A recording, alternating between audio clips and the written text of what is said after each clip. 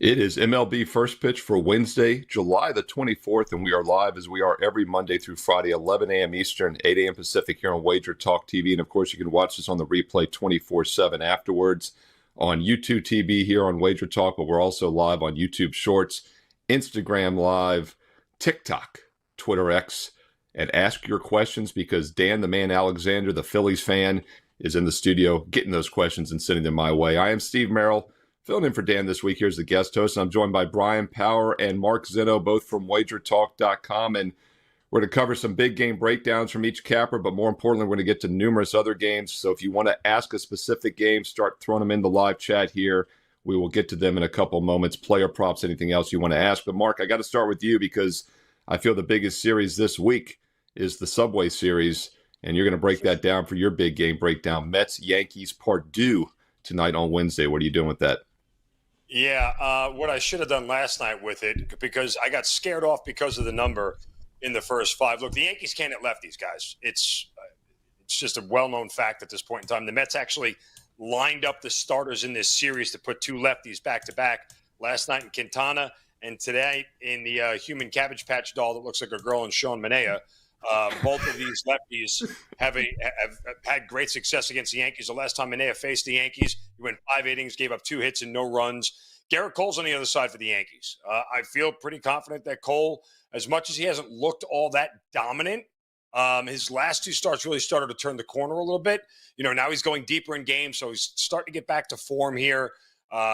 We have our second start post All-Star break for Cole, so last 2 outings, 6 innings, just 1 run. I think he keeps the Mets at bay. I think Manea knows the Yankees can't hit. If you just keep walking Judge and pitch around Soto, guess what? The other 7 humps in the lineup won't get a hit because they're all batting 230 or less. So, i.e., when you bat J.D. Davis leadoff and Jones clean up or vice versa, whatever bunch of clowns they're trouting out there right now, the Yankees lineup sucks other than Soto and Judge. So we'll go first 5 under here. This is a client play, Steve. I put it up on the side as a free play as well. It's all right there for you, under 4.5 in the first 5. Yeah, of course, the Mets got him 3-2 yesterday, and Mark Zinno follows the Yankees as close as anybody, and he has a feel for this series, and he has a free best bet, which he just gave you right here on the show. And, of course, don't forget about those free plays. A lot of times they are client best bets, like Mark said, on our pages for free at WagerTalk.com. And speaking of Cabbage Patch Kids and Cabbage Patch dolls, let's go to Bryan Power next. No! Oh no! I've lost Steve. I've lost everybody in 2 years. They're all jumping on me now. That was well done, Steve. The first the hair. That's Brian. You got to admit that. And look, I could grow it out too. Brian knows I have that same hair, so we both have it. I'm just hiding it a little bit better today on Wednesday. Brian's embracing it. True story, guys. When I was like 8 years old, one of the local AM stations was giving them away like in 1984 when they were the hottest item on earth. And it was like the 5th caller, and I was doing it day after day. And I didn't want the damn doll. I was just, as a collector, I just wanted the $150 value. And kept getting busy signal. And then one time it actually rang, and I accidentally hung up out of habit and missed my. So I think of that every time I hear Cabbage Patch doll. So thank you, Mark Zinno, for bringing back that childhood trauma from 40 years ago. But all seriousness, we're going to look at a little bit of a later game with Bryan Power. And BP, of course, is at WagerTalk.com as well. And you're looking at Angels, Mariners. The Mariners, we talked about them a little bit on the show yesterday, Brian, with the other guests, kind of hanging on there in the AL West. The Astros finally caught up to them. Run differential is much better for Houston this year. Angels have not been a tough team this season. But your take on the Mariners, not only tonight, but kind of big picture going forward as well. Hanging on is one way to put it, Steve. I think another way, in honor of Joe Ranieri, I'll be pretty forthright in saying the Mariners' offense is complete ass right now. All 3 of their hits last night in a 5-1 loss came from guys who were playing for AAA Tacoma last week. You go back before the All-Star break, they've lost 7 of 8 and scored 2 runs or less 6 times. And 5 of those 7 losses, oh, by the way, have come to the Angels. So really, things have not gone well in the Pacific Northwest, but in true BP fashion, that all being said, like I did on Sunday, I am going to go and back the Mariners here at home when facing the prospect of being swept.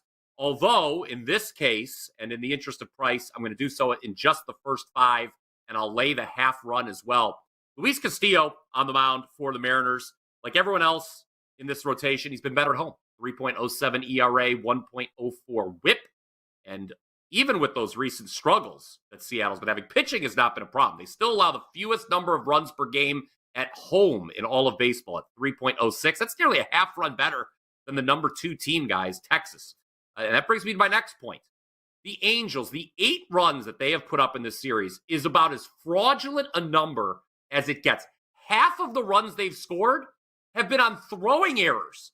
Another run came on a sac fly after 2 walks and a double steal. They got a walk with the bases loaded last night as well. So I'm confident in the Castillo portion of the equation. I'm also confident in fading Angels starter Griffin Canning. He stinks, especially on the road.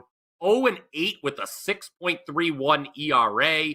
Over his last 7 starts overall, Canning's allowed 4 or more runs 5 different times, including 6 in just 3 1/3 innings his last time out. As bad as Seattle's offense is, I will lay the half run in the first 5 for my big game breakdown. You sick man. Yeah, well, I like that both of you chose big game breakdowns. One favorites yesterday scored 2 runs or less in losses, and that was the Mariners and the Yankees. And Brian, you hit on it. I mean, the Mariners just in general, not just their offense, but opposing offenses that just don't score in that ballpark. We saw a 7. In fact, it closed 6.5 in a lot of spots yesterday, that Angels-Mariners game.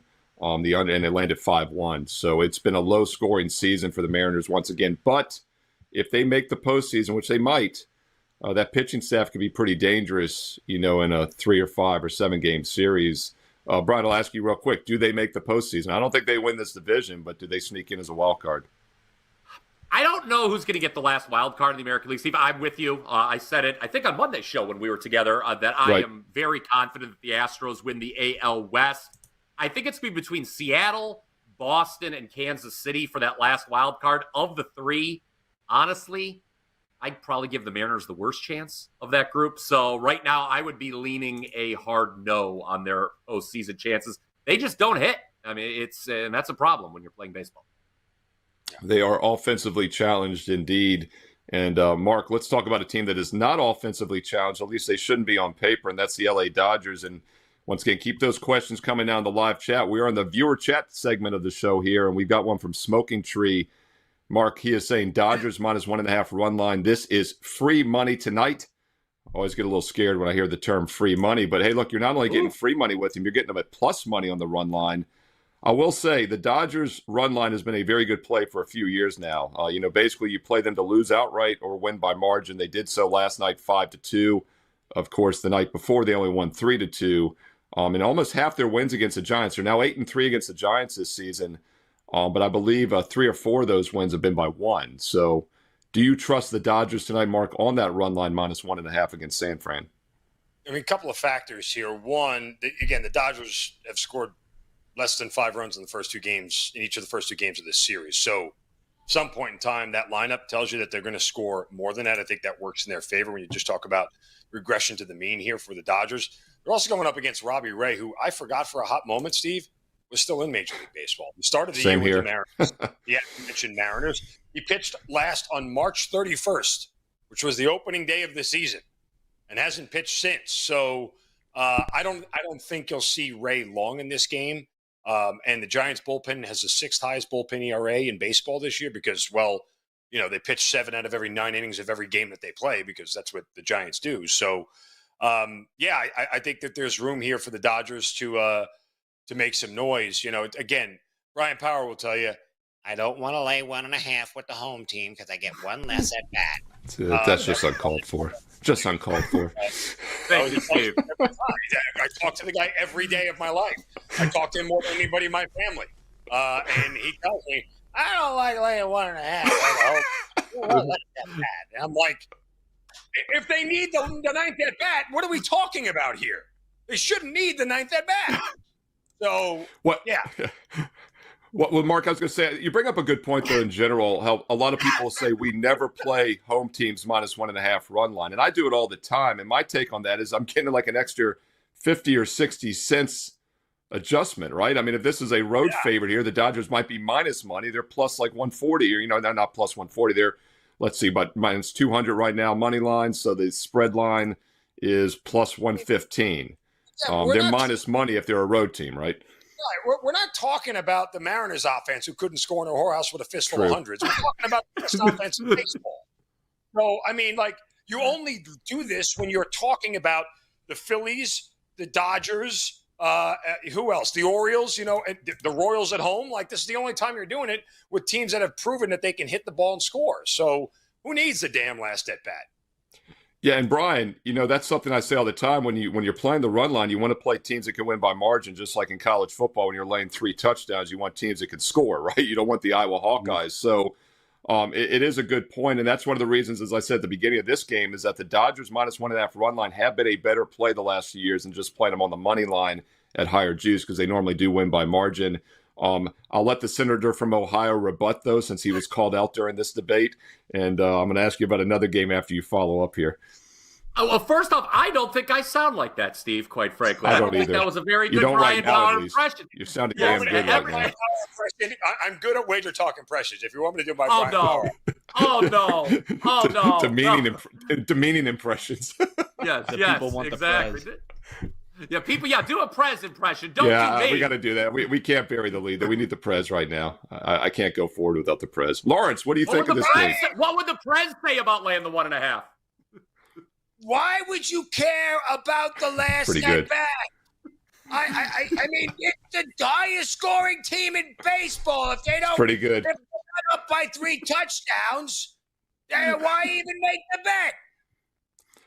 I'm gonna do Teddy throwing it back to Brian after that. Let's get back to baseball. Brian, what is your thought on laying 1.5 run lines with home teams? I don't like doing it. Zinno knows it. I don't like doing it. Now, I will say, Steve, you do make a good point. The Dodgers have generally been the exception to this rule. When they do win, they win by margin. This is a team, obviously, with one of the best run differentials in all of baseball. Another way to look at it with Glasnow is just laying the half run in the first 5, because in the first 5 innings, they get an equal number of at-bats as the road team. So that's a different way to look at it. So I like that. That's I'll leave it at that. I have no impressions to offer of anybody. Everyone says I sound like Tucker Carlson. I'll just be ready for the next game, Steve. Wow, I never thought of that. I know, Mark. I had not either. Who threw that out, Brian? Was it Joe Ranieri? Somebody said that about a month ago. Might have been Dan, actually. It's about 82 people in the comments section every day on WagerTalk TV saying, VP, you sound like Tucker Carlson. And I say, yes, 81 people have said that to me already. You know what it is? Oh, it's 100%. It's the up and down cadence in his voice. He looks like him, his mannerisms, and I like Tucker. It's not a knock on you, Brian. I think he's got a great on-air persona, but I had never seen that till someone pointed it out, and it is 100% spot on, like a doppelganger. They were talking German movies before this show, so I'll say doppelganger right there for Tucker Carlson for Brian Power. Hey, Brian, I want to throw a game to you, which you probably do not want to be laying the 1.5 run line, and that's the Chicago Cubs, who lost 1-0 at home last night.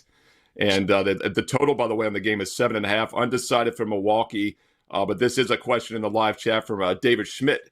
David is asking, that's a German name right there as well. How do you like that? Cubs money line is what he wants to know from a team that couldn't score last night. Well, I've got a way with the uncertainty of Milwaukee's starting pitching situation, I've got a way to even get a better number on this. I'm going to talk about this on WagerTalk today, which I'm on at the top of the. I can't wait to hear it. I'm on please. it now. Come on, WagerTalk today. Prez, let him get through the breakdown. Let him talk about the damn game. I like Justin Steele to record a win, guys. A couple things to note with this. Steele, when it comes to pitchers who deserve a better record, I'd put him right near the top of the list. I know he got rocked his last time out. Before that, though, 7 consecutive quality starts. His ERA is down to 3.07 for the year. His whip right around 1. He's a lefty, and this is really big because, Mark, as you and I were talking the other day about Milwaukee versus lefties, I was like, aren't they good versus lefties? Well, I uncovered some things. They are very good against lefties at home. At home, they have the best batting average in all of baseball against southpaws, 286. They're number 3 in WRC plus against lefties at home. But on the road, get this, Milwaukee, 4th worst batting average versus lefties, bottom 5 in WRC plus. This game, last I checked, is taking place in the friendly confines of Wrigley Field, so it is a road game. I expect Steele to pitch well. He pitched well against Milwaukee, actually in Milwaukee, not that long ago. Justin Steele to record a win. That's plus 135. I know Dan Alexander behind the scenes is smiling ear to ear on that one. He loves those pitchers. Record a win. The Cubs are I'm impressed by that. I mean, I throw that game randomly to brother, like under the radar play, although he was prepared because he's going to talk about it, like he just said, I guess, on Wager Talk today. And that, of course, is on live after us at noon. You can see the real Prez and the real Teddy, and then you can compare it to this show and see how Mark and I did on our impressions. And you can see how Bryan does on an impression of himself here at noon Eastern on Wager Talk today. So it all comes full circle here. Hey, Mark, I want to stay in the want to stay in the NL Central with you, though. You and I talked about this on Sports Grid Sunday night. I mentioned the Brewers have the best run differential in the NL Central. There's only one other team with a positive run differential. That's dead last Cincinnati, who's plus 34 runs, but in last place. They're 5 games below 500. They should be 7 up based on net runs. And you and I both know net runs isn't an be-all, end-all, but it is an interesting indicator to talk about when you play 162 games. But anyway, Jeff Stewart in the live chat right now is asking about the Reds' money line plus 110, first game of a doubleheader, he says. So lots of things to talk about here in the Braves and Reds today. Yeah, for somebody who has bet the Reds season win total over 81.5, it's mind-numbingly frustrating to watch this team go out and sweep the Yankees, then get swept by Detroit, get swept by the Nationals, and then go take a game against the Braves. And now they'll play 2 today. Alan Winans, no relation to Mario Winans, who doesn't want to know if you're playing me, keep it on the low. No relation there. But he has only made 1 start this year against the Mets. He got rocked. He gave up 7 runs in 5 innings and did not pitch well. This is probably a guy that isn't ready to be a major league pitcher yet. Furthermore, even though he looks like he's 15, he's actually 28. And has been toiling in the minors for longer than expected. And there's a reason why he hasn't been called up, because guess what? He's not that good. I would lean Reds here in the first game. The interesting part is that the Braves are going to throw Sale in the second game, which sort of sets up the idea that, look, Winans doesn't have to go deep in this game. We can get into our bullpen early because we expect that Sale will go at least 6, if not 7, and give our bullpen a little bit of a break. So, if the Reds can get to him early, like Reds first 5 money line feels like the play in this spot here, just because if Winans is on, if for whatever reason they're not hitting him, they're not going to get through to the Braves bullpen. So I would jump on the Reds first 5 in this spot. Yeah, and it's also a 12:20 Eastern start. Very early daytime start here in 1 hour. It's a benefit of, once again, watching this live here at 11 a.m. Eastern every weekday on First Pitch. But, yeah, you're going to think if something funky might happen, it's a 12 noon start on a weekday, doubleheader. Maybe that gives the dog a little bit of chance early on. Atlanta's only a $1.20 favorite in the game itself. So Cincinnati could be a little bit more live here in game 1. Of course, as Mark said, they're going to face a better starter in Sale in game 2. They're about a $1.55 dog. Atlanta a $1.70 favorite tonight at 6 Eastern in game 2. All right, keep the questions coming. We've got one from one of our loyal viewers who's in here every day. Tyler, always great to hear from you. By the way, Tyler says F the Cubs for what it's worth. But Tyler wants to know, BP, he wants to back the Rays. Everyone is pointing to Eflin, road splits, and back in Toronto. Is it that simple? He's only contrarian with the Rays. He wants to know your thoughts on that game. Well, let's see if I can make a 3 for 3 on angering the comment section on teams I am looking to endorse today. I mean, they have spoken violently against both the Mariners and the Cubs on YouTube, at least. Look, I know the Blue Jays had gone over in a bunch of games in a row. I think it was 8 straight before yesterday. But I think this is going to be a pitcher's duel tonight, believe it or not. I think runs could be scarce. Eflin is going for the Rays. His expected ERA, I'm a big fan at looking at expected ERA. It's nearly a full run lower than his actual ERA, so I think there could be better times ahead for the Rays starter. And then Rodriguez for Toronto, I like his chances tonight because he's striking out nearly 25% of the batters he's faced. And guess what, guys? The Rays lineup, it strikes out a quarter of the time it comes up to the plate. So I think runs are going to be scarce early. You may want to just look at the first 5 under because these bullpens do scare me. But note, while Tampa scored 4 runs last night, they did so on just 4 hits. So I think it's going to be a low-scoring game. I'm actually going to be talking about this one as well on Wager Talk today. My lean is towards the under. And by the way, Ruzin says, Tucker Carlson, I can't unhear it now. Identical. Yep. So Rue's in agreement there. And I feel the same way. I'd forgotten because I hadn't seen Bryan for a week or so, until like Monday. But it is 100% spot on. It's not an insult either. It's just fact. It's like a Should I be wearing a bow tie if he's still understand the bow tie, or is he done away with that? Well, the bow tie thing was always strange to me. I don't know. Can you pull off a bow tie, Mark? Do you think he could pull off a bow tie? Plaid shirt, perhaps not. He'd have a better shot at putting it in his hair and making it look like a clip. See, there we go. This is Joe Ranieri Jr. impression right there. Just piling up on him. Yeah, just piling up on him. And someone, I got to find who said it, but someone said Zinno. Drew Schultz said Zinno is still triggered with the laughing, smiley face, crying face. So that's in the live chat today. Well, I mean, you have to be more specific. What exactly am I triggered about? That's exactly what I was going to ask you. Was this from the earlier show today? Was it from the impression? Was it from the Cubs? From the Reds? From the Red Yankees season win would trigger me too. No, that's triggering me. I made the stupid mistake of betting on Toronto last night, thinking that, Jose Barrios, whatever he is, Jose, you suck, got rocked last night. But, it actually pitched well at home. And Tampa Bay, who is the biggest fraudulent team in Major League Baseball. What's weird, Steve, is you get to a point at this point in the season where you're like, I need to stop betting on this team. And I said it 2 months ago. I need to stop betting on this team. I need to stop betting on this team. I said 2 months ago, I need to stop betting on Toronto. And what did I do last night? I walked right into betting on Toronto because I made the cardinal sin that all of us will make. I feel like I need one more, right? When you're putting together – this is the best piece of advice I can give to gamblers. When you're putting together a parlay and you're like, I feel like I need one more, you never need one more. You never, ever, ever need one more. Get the two-team parlay right and take the money as opposed to the three-team parlay and losing it. You never, ever need one more. When I talked about it Saturday, I was on Sports Grid Saturday night. We were talking about the trade deadline coming up, and I mentioned, the one team that jumps out to all of us is, maybe a seller, maybe a team that's tossed the towel is the Blue Jays. And of course, I love the setup on Sunday. Played them -1.5, so I could get plus money for my clients. And what happens? They win by 1. So that's semi-triggered me as well with the Blue Jays. Where's your BP impression now, Zinno? The trigger also could have been your Yankees, Mark, because you did mention that at the beginning of the show. We got somebody actually asking about, he's saying he likes Rodriguez. That's Tyler, actually. Rodriguez K's over 4.5. You guys have any thoughts on that? Yeah, BP said after your analysis, that was sounding good to you after the breakdown. Rodriguez over 4.5 Ks tonight.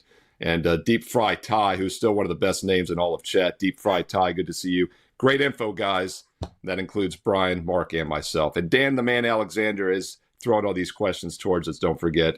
Dan the Philly fan. I came up with that one last night, so that's another nickname for Dan. Hey, speaking of Dan the Philly fan, we have to contractually talk about his Phillies.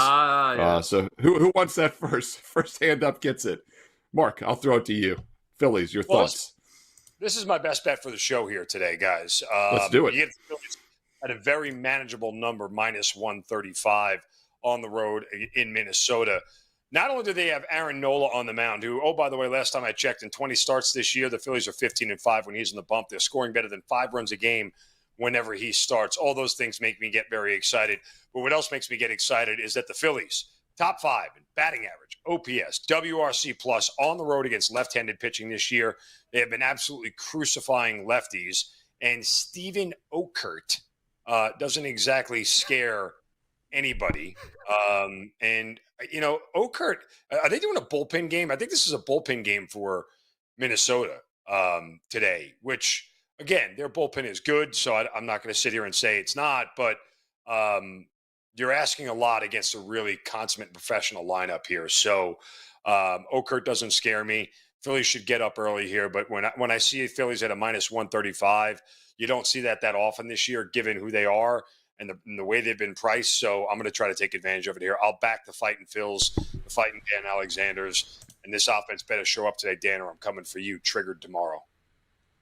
The Fighting Dan Alexanders. That's fantastic. And by the way, this is an early game, correct? 1 o'clock Eastern. Yeah. So once again, another benefit. Dan, 4 o'clock, you're asking.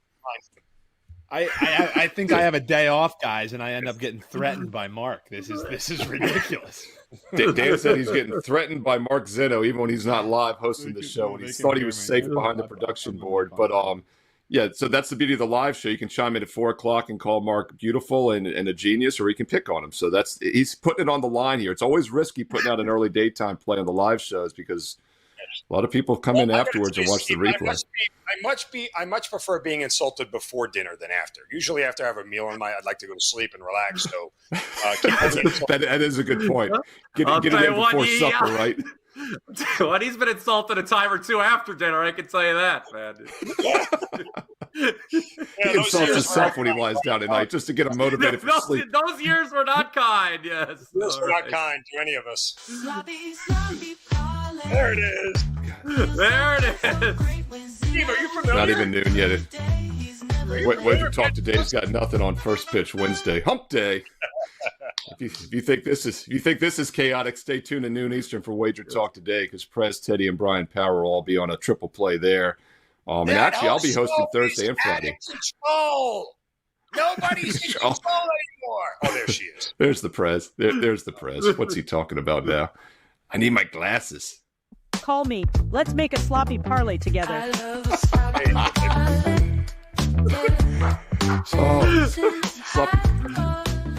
Sloppy parlay time. I think I got to throw that right back to you, Mark, don't I? Yeah. I'm speechless at this point. After Patty gets involved, I sort of just get a little verklempt. So, but we can team up my best bet and Brian Power's best bet for a sloppy parlay. We could do that. Oh, we'll do that. Let's get Brian. Let's get Brian's. We'll get Brian's, and we'll make that the 5% Patty Johnson banger today, fellas. And Brian, we talked about a daytime best bet for the show. We went, hey, look, 5%. We got a free play, Phillies, 1:00 Eastern. Let's get something from Brian Power. Brian, before we do so, though, I want to remind all the viewers they can get all of our baseball best bets for free for the rest of the season when they sign up for the football special right now. And it is a special, $777. Lucky sevens. What could go wrong? You get the entire college and pro football seasons combined through the Super Bowl next February 2025 for just $777. And you get the rest of baseball over a $400 value for free. There is no promo code needed. You can get Brian Power, you can get Mark Zinno, you get myself, Steve Merrill, get all of us, all of our football best bets for the next 5-6 months, whatever it is, plus 3 months of baseball for free. That's this week only. WagerTalk.com. No promo codes needed. All right, we got the Phillies from Mark from his show Best Bet. Brian Power, you're going to look at the Detroit's Tigers and Brian Leonard's, Ralph Michaels, and numerous other WagerTalk's Cleveland Guardians. You're looking at the total in this one. Tigers, Guardians, Brian. How you playing it? If anyone had the consummate professionalism to get this show back on track, Steve, I knew it was you. Let's talk about Tigers and Guardians. All right, 5 straight Tigers games have gone over the total. The last 5 meetings between the Tigers and Guardians, obviously including the first 2 of this series, have also gone over the total, and I'm going to jump in front of that train here. I know the Guardians put up 5 runs last night, but that's been an aberration for them recently. Keep in mind, it was a bullpen game. Tigers yesterday. I'll get into starter Jack Flaherty in just a bit here, but first, need to point out the Guardians have been held to 2 runs or less 6 of their last 9 games. They've been shut out 4 times since July 8th. They need a bat at the trade deadline in a major way if they're going to hold on in the AL Central. And tonight, they're going against the aforementioned Flaherty. He's 6-1 with a 2.04 ERA. Since May 30th. You talk about the trade deadline. If you listen to the reports, Flaherty's probably on his way out of the Motor City. And if that's the case, Cleveland's not going to be sad to see him go because 4 previous starts against the Guardians, Flaherty's got a 1.88 ERA. On the other side, I know the Tigers have had some success in the past against Tanner Bybee, including early this month. But I'm going to trust Bybee, who didn't give up any runs his last time out. I was on him. That was here at home. And the Guardians, of course, number 1 bullpen, all of baseball by just about every available metric. This has ticked down to 7. I don't care. Runs will be scarce up I-77 here in Cleveland at Progressive Field. Guardians, Tigers, under 7 is my show best bet. Yeah, I mean, the Guardians have been getting it done with that bullpen this year. There's no question about it. We look at run differential. Once again, Cleveland's winning that division, plus 79. Guess who coming into yesterday had a better run differential in that division? It was the Royals, but they're now plus 76. But that's another, we talked about the Reds, Mark, having that run differential that doesn't chime. The Royals, 10 games above, should actually be 16 games above. They've been great at home, bad on the road. Mark, on the way out here, I'll ask you, do you got any under-the-radar teams here for the second half of the baseball season? Or, hey, throw in an overrated team if you want. And Brian will ask you the same as well. We've got the trade deadline a week away. We talked about the Blue Jays maybe being a seller. Just your thoughts on that as well. I mean, look, we'll go to Mark. I look at I wanted to play on Texas. I really thought they were starting to turn the corner, but they have just gone back to not hitting the damn ball the last week before the All-Star break and now coming out. I still think that's going to be a playoff team. I think they're going to get it right and start to score more runs. So I'll look to play on Texas. Continue to play on Houston. They're going to end up running away with that division. It's not going to be a sweat. They're going to win the AL West in a walk, and they'll really turn it on at this point in time. And the bats, really, I mean, Houston at home, when you get a chance to play their team total over 4.5, do it because they score a ton more at home than do on the road. Yeah, Brian, I'm doing the math right now. I believe Houston started 7-19, which means they've now gone 45-30 since, which is exactly 60%. To put that in perspective, Dodgers win percentage on the season, 59.8. So this is a really good team right now in Houston. They'd have one of the best records in baseball if they had started 7-19. So I like where Mark's going there. BP, Brian Power, I'll ask you the same thing. Play on, play against, trade deadline teams to be careful with. Your thoughts here over the next week or even the next few months? Yeah, just one more quick note on those Astros. When they had that horrible start, Steve, that you just brought up, 7-19, they had horrible one-run game luck. They had a lot of losses by one run. I think, didn't they start the year, Zinno, get the Yankees? They lost all 4. I think they had a lead in all 4 of those games. If that was a few months ago, but I think that's correct. Anyway, AL Central is a division I'm targeting where there could be some upheaval down the stretch. You look at FanGraphs. They say the Guardians are going to play below 500 the rest of the way. I have not been sold on the Royals this season either because of their play away from home. Their splits at the plate, home and road, are about as dramatic as it gets. So if you want to look for a team that's not currently in first place that might be live to win its division, how about the Minnesota Twins, guys? They've been there before. I think of the 3 contenders in that division, Guardians, Twins, Royals, the Twins are the most likely to play but they will play the best down the stretch, and they could steal this division from Cleveland. So that's what I am looking at to possibly change in the second half of the Major League Baseball season. Yeah, both Twins and Royals each 5 games behind Cleveland. And like you said, Cleveland's been fantastic bullpen. They're just 3-7, though, their last 10. You mentioned those one-run games also, by the way, Brian. Houston on the season just 7-17 still in one-run games and just 4-7 in extra innings, which I think is very random. The one-run games, some teams are going to be better or worse, but extra innings, pretty random. So the Astros, first place in the division, they're still 10 games below on one-runners, so lots of upside there with Houston. Hey, Mark, on the way out, I want to get a question real quick. We're asking about the Orioles and the Marlins.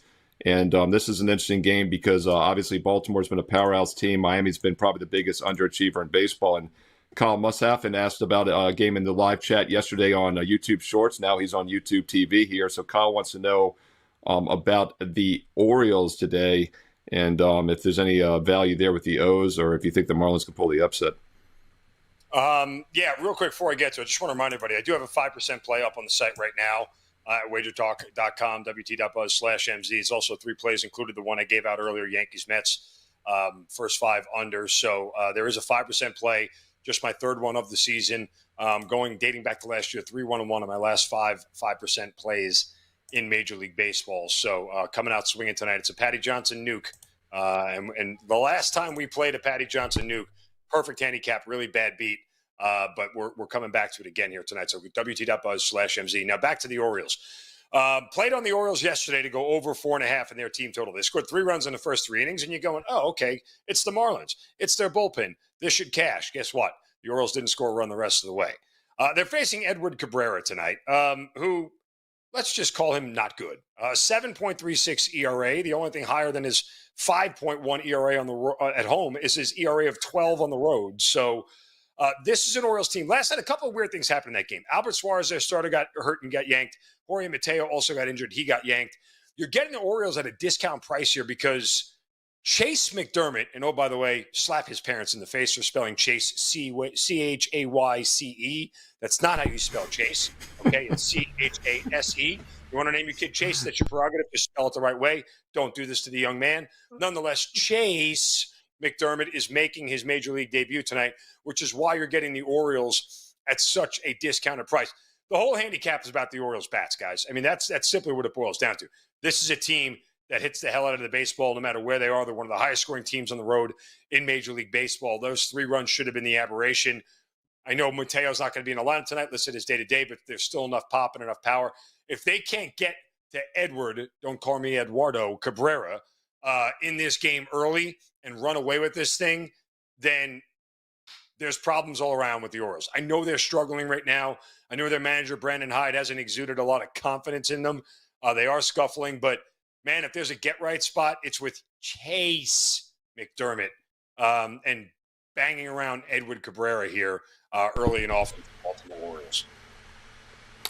Mark Zinno, thank you so much. I've been trying to find his minor league stats all day, but now I know how to spell the name. So the goal is working. No, yes, Chayce, Chase. You better be a damn good athlete if your parents are spelling your name that way. I'll tell you that much. This is the guy that AAA Norfolk right down the road from me, and I actually talked about this yesterday. And Bryan, I'm going to ask you on the way out about some player props. So start thinking about a player prop for the viewers here in a moment. But when they called up James Wood, I looked at the top 20 prospects. He was 3rd in baseball. 3 of the top 20 were in AAA Norfolk for the Orioles, including the number 1 prospect. That's how good this Orioles team is. They're calling a guy up that made, I believe, 19 starts in 20 games for Norfolk this year. They almost had a 4 ERA, 1.4 whip. So, yeah, McDermott's numbers were not that good for AAA for a good Norfolk team. So we'll see what he does tonight against the floundering Miami Marlins. Bryan, on the way out here, any player props catch your eyes here for the viewers, the live viewers here on WagerTalk TV for Wednesday night MLB? Well, if you're just tuning in, I actually gave one out or at the beginning of the show. I'll be reiterating it on WagerTalk today at the top of the hour. That would be Justin Steele to record a win. I would also look at Griffin Canning under his strikeout number. Griffin Canning is bad. I know Seattle's offense is bad, and I know Seattle strikes out a lot.